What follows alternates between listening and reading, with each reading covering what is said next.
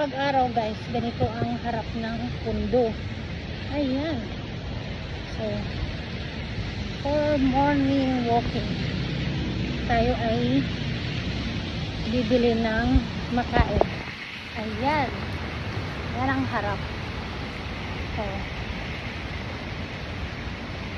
dito tayo. Pala kotse.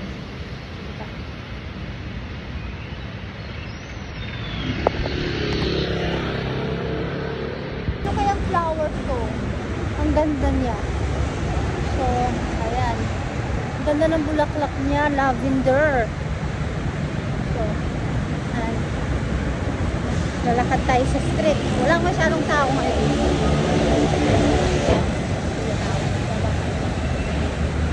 Puro daw lawak. Hey guys, ayun kasi start lang ng vendor nila. Ngayon lang nagbukas pa. Kabubukas lang nila. So mamaya pagbalik natin, bibili tayo ng makakain dun sa mga street food. So ayan, napapakita ko sa inyo mga pagkain dito. Pero hindi pa masyado silang bukas. Pero magbubukas na sila soon kasi 10 o'clock pa lang.